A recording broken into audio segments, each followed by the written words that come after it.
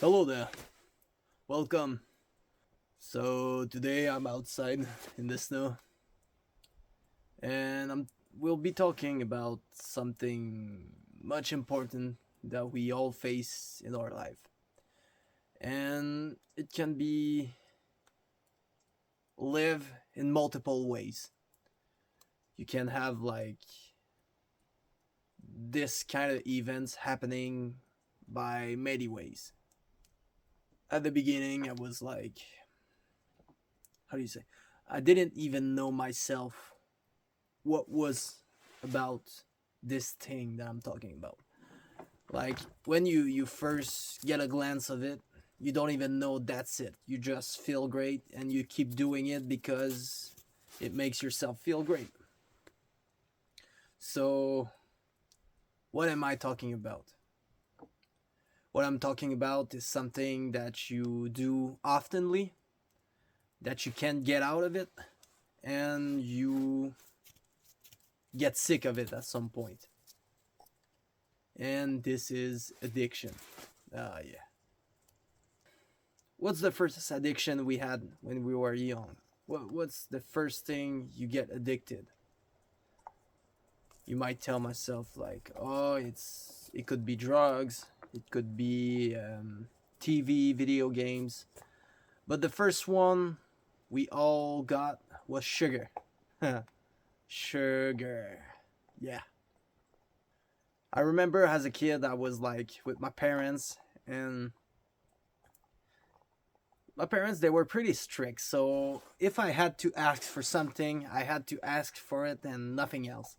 So if it was at the end of the day, like we were going shopping, then I was asking for like this chocolate bar. And like those marketplace, they have that trick because it's at the end of the shop. You always get to arrive like close to the cashier. You have those rack filled with candy, chocolate, and all those high sugar things. So it's easy to get those kids to buy it, because when you get an adult, means we still love sugar, but we know it's bad, so we control those impulse. But still, that's our first addiction that we get, no? And then I pursue my life and get addicted to video games. And later in that time, I've had a friend who had like severe ADHD. I had it too, but it wasn't that much severe. And he told me about the fact that when you're ADHD, you have less dopamine in your brain, and that means you're more easily addicted to things and pursue more your dopamine system. So whatever is your model, you'll get addicted to things easily and stuck longer. So why would we be addicted to things? First, it's because once you get that high dopamine things, like it would do like a high. So you get to this point of dopamine, but when you get the down, you get lower than what your dopamine like range was at first. So every time you get a high, you get higher, but you get lower at the end. So you're always like pushing your dopamine system like basic line lower. So that's why you keep like doing it, but it doesn't give you as much pleasure at the beginning, and then you don't have as much dopamine as you were having, so you're feeling downer, so you're trying to do it again. So you're just trying to get the same thing that you were having. Like if you had like those classes, of about drugs, they tell you like at the beginning it seems harmless and then you're stuck in it. So that's why. So it's because you're getting up and then it gets down, and you'll always seek like that up. And hard drugs, like the ones you shouldn't do, I won't tell names, you know what I'm talking about. Tells you like the first buzz that you get, the first thing that you'll get, like You always seek that afterward, but you'll never get it again. That's the same thing for everything. For pornography, for sugar, for video games, for TikToks, for Instagram, everything on your phone basically is an addiction. If you do gamble, that's the same thing too. Um, what could be an addiction to? Sex addiction, that's the same. So something becomes an addiction once you've been too far in it. Once you've done it too much time in your, like, you've been doing too much up and down, and then you're too far in it, and then you're so, you got your dopamine system so low that you don't know how to climb up again, so you just keep going. You're keeping that vicious circle of downing yourself. You get solution for that. We all got like we all heard about like detoxification, dopamine detoxification. We hear it on the internet and all that. I won't tell you like go to a detox center and all that. If you don't want, that's your choice. But that's the first option you'll get. The second one will be isolating yourself. Most of the time I saw people having addiction, it's because whether they were dealers or they had a dealer.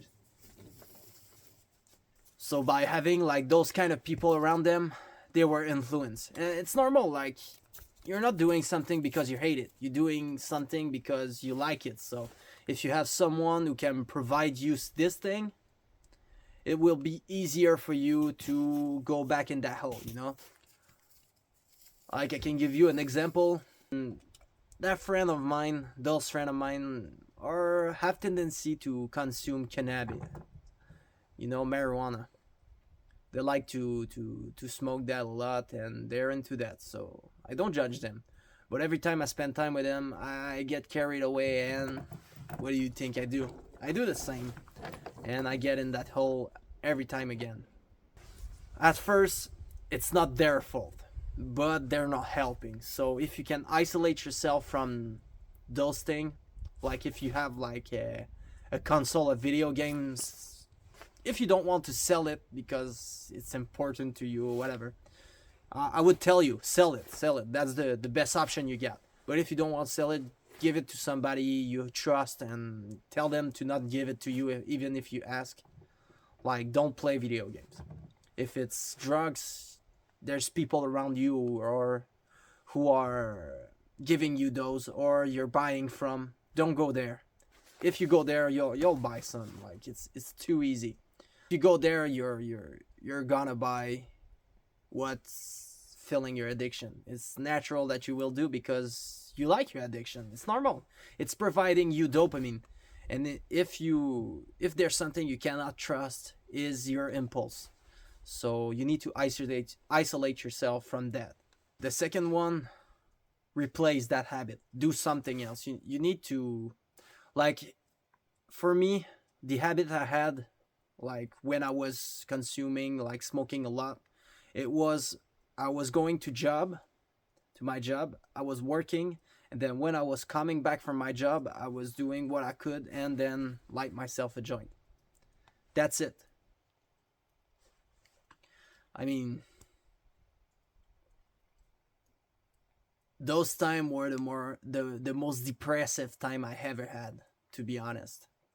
So it's really the worst. I'm telling you, like those addiction is not good for you. They're making you so pathetic that you don't even know what's happening.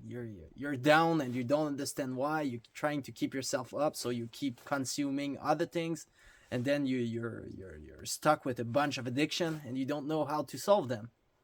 So isolate yourself and then change that habit. You need to I don't know, whether like you need to have something that's making you not consume.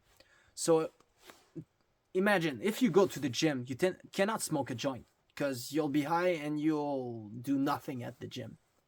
That's not what you're there for. So if you get to the gym, do your training, then you'll be more like tired and you might arrive home and just go to sleep right away. So you need to find something and to compensate on that, and gym is pretty good. So training yourself, or whether you train yourself in the gym or at your place. I got the third one. This one is more like a helping one. Uh, Whatever is like your way to what you eat daily. It's important that you eat something really healthy. Like the I know like the food is getting like expensive and all that, but processed food is really not good for you. So I would recommend having a good diet because like can you even imagine like your what you eat, okay? So imagine like you're eating like a diet of I don't know instant noodle. That means your brain is instant noodle, man. You have an instant noodle brain. Come on, like it's not a strong brain. It's not a brain that can think for itself. It's more like a brain who will go to sleep fucking dumb. You understand that? Like you're making yourself dumb by not having a healthy diet. It's normal to be stupid if what you eat is pretty much stupid. Okay, so you gotta find yourself a healthy diet. You are what you eat. I cannot give you like a precise diet that you should take because everybody's different. Whether it's your genetic or it's what you eat when you were young, your ancestors, and all of that is what your diet should be composed of. So if you can go seek for your past ancestors and all of that, you can find really the balance of your diet that you will need to eat to keep yourself like at first happy and then healthy and not stupid. So you can make yourself learn more things. All right, so that's all for today. Have a nice one, and we'll see each other like I don't know tomorrow. Have a nice one. Bye.